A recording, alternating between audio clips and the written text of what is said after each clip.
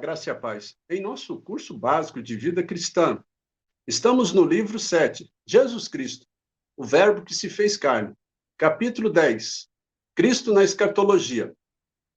No tópico 2, da manifestação de Cristo em glória até o grande trono branco, parte 1, foi tratado os seguintes assuntos. Qual o propósito da volta de Cristo? O que irá acontecer com o anticristo e Satanás? E hoje, no tópico 2, da manifestação de Cristo em glória até o grande trono branco, parte 2. Amém? Amados, observe. Ingressarão no milênio as nações que foram poupadas no julgamento das nações, como nós já havíamos falado na aula passada, bem como os judeus que escaparam ou escaparem da campanha do Armagedon, da guerra do Armagedon. Como diz em Zacarias, no capítulo 13, versículo 8. O milênio será o glorioso reinado de Cristo na terra, né? Por 1000 anos, prevalecendo ali a justiça e a paz. Entre os muitos escritores das Sagradas Escrituras que escreveram sobre esse reino de paz que a terra experimentará, destacamos algumas palavras do profeta Isaías, no capítulo 65, do versículo 19 ao 22. E nunca mais se ouvirá nela nem voz de choro, nem de clamor. Não haverá mais nela criança para viver poucos dias, nem velho que não cumpra os seus. Porque morrer aos 100 anos é morrer ainda jovem. E quem pecar, só aos 100 anos será amaldiçoado. Eles edificarão casas e nelas habitarão. Plantarão vinhas e comerão o seu fruto. Não edificarão para que outros habitem. Não plantarão para que outros comam. Porque a longevidade do meu povo será como a da árvore. E os meus eleitos desfrutarão de todas as obras das suas próprias mãos. Observe essa profecia, amados. Está falando exatamente desse período, do governo milenial ali, né? Então, vai haver longevidade, ok? Então, naqueles dias já não haverá antagonismo entre homens, né? O progresso e a ciência atingirão os fins a que foram ou que se propuseram. Fronteiras já não existirão como obstáculo à penetração de estrangeiros. As casas já não precisarão de fechaduras e de cadeados. Moléstia, tais como câncer, a lepra, já não ceifarão vidas nas proporções que se conhece hoje em dia. Não haverá mortandade entre as crianças. As nações já não necessitarão de exércitos armados para guarnecer as suas fronteiras.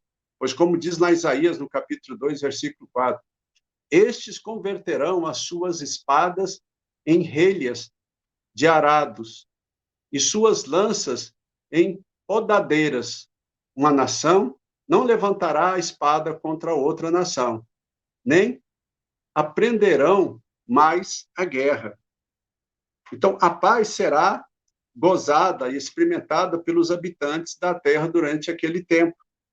Se deve principalmente não ao fato de Satanás ser preso, mas entenda isso, mas o fato de ser Cristo mesmo que governa, o príncipe da paz, como diz lá em Isaías 9, versículo 6. Ser o governante supremo da terra durante aqueles 1000 anos. Então, a sede do governo de Cristo será onde? Jerusalém.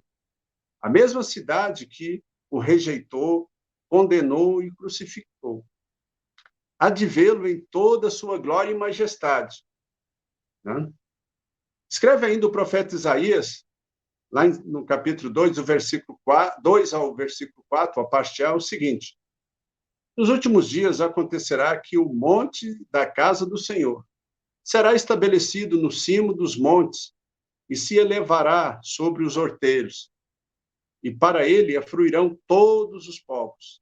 Irão muitas nações e dirão: vinde e subamos ao monte do Senhor e à casa do Deus de Jacó, para que nos ensine os seus caminhos e andemos pelas suas veredas.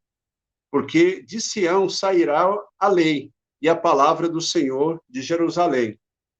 Ele julgará entre os povos e corrigirá muitas nações. Amém?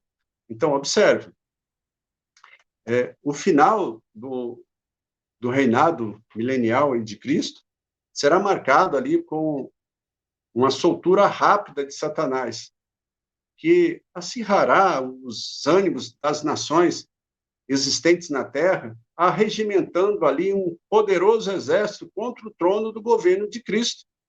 Como diz ali em Apocalipse, no capítulo 20, versículo 7 ao 10. Para quê? Para o último confronto contra Jesus. E nesse momento, a carreira abominável ali de Satanás terminará. Um rastro de muitos milênios de males de todas as espécies perpetrados contra a humanidade, né? Então, será essa ação do inimigo que levará Jesus Cristo a autorizar a sua prisão eterna no lago de fogo, né? Terminando essa parte, logo após terá lugar ali nos céus o juízo do trono branco, descrito lá em Apocalipse, no capítulo 20, do versículo 11 ao 15. Diz assim: vi um grande trono branco, e aquele que nele se assenta. Vi também os mortos, os grandes e os pequenos, posto em pé diante do trono. Então, se abriram livros, e ainda outro livro, o livro da vida, foi aberto, e os mortos foram julgados segundo as suas obras, conforme o que se achava escrito nos livros. Então a morte e o inferno foram lançados para dentro do lago de fogo. Esta é a segunda morte, o lago de fogo. E se alguém não foi achado inscrito no livro da vida, esse foi lançado para dentro do lago de fogo. Então, observe, amados, como nós vimos no Tribunal de Cristo, também houve a abertura de livros, né? E entre eles o livro da vida. Só que naquele momento, o livro da vida era um registro de que você fazia parte da noiva de Cristo. Aqui, a falta do seu nome no livro da vida fala que você não serviu a Deus e, portanto, você será lançado no lago de fogo. Amém? Depois nós vamos reexplicando tudo isso aqui, porque nós ainda não estudamos Apocalipse, nós já estudamos Daniel no livro 6, no livro 7 nós estamos estudando sobre cristologia, né? No livro 8 nós vamos estudar sobre Epístolas Paulinas 2, né? São as cartas de Paulo. Vamos estudar sobre as cartas de 1ª e 2ª Coríntios. E no livro 9, vamos fazer um estudo sobre Apocalipse. Aí nós vamos intensificar mais esse assunto ali. Ok? Então, falando sobre a primazia de Cristo, sobre o julgamento do mundo, pregando em Atenas, disse Paulo que Deus, lá no versículo 31 de Atos, capítulo 17, estabeleceu um dia em que há de julgar o mundo com justiça, por meio de um varão que destinou e acreditou diante de todos, ressuscitando dentre os mortos. Ok? Mas Cristo não estará sozinho nessa, tá? A igreja está junto com ele. Então, o centro de todas as atenções durante esse julgamento será o próprio Cristo, que julgará o mundo com justiça e com equidade.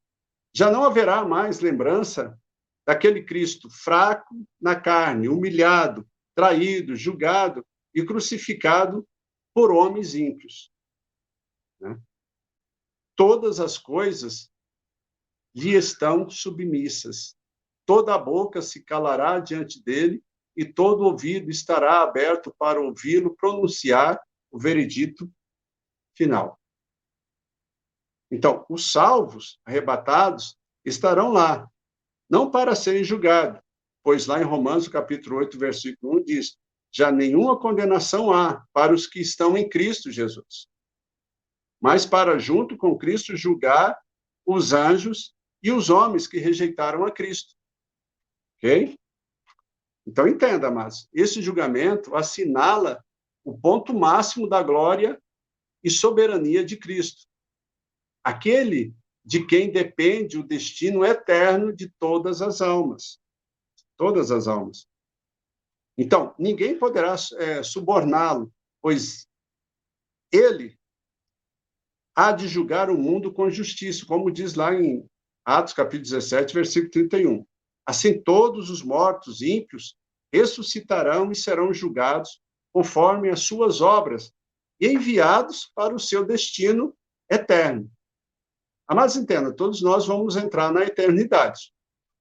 Só que uma eternidade é com Cristo e a outra eternidade é sem Cristo. Aqui nós estamos falando da eternidade do lago de fogo e enxofre. Consumando esse juízo, estará concluída a obra da redenção do homem na presente esfera da vida, planejada antes dos alicerces do universo. Antes que eles fossem lançados, Deus já tinha projetado esse plano.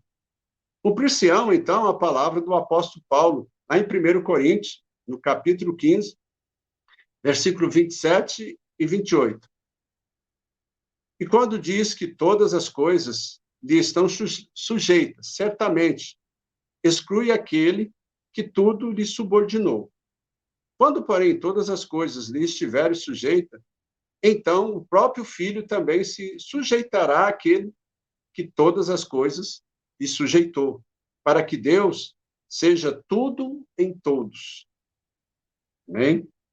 Tudo em todos. Então, para nós encerrarmos essa parte, agora Cristo e a igreja, num só cortejo, darão entrada à vida eterna, que será adornada ali, entre muitas coisas, por um novo céu e uma nova terra, onde habita a justiça de Deus.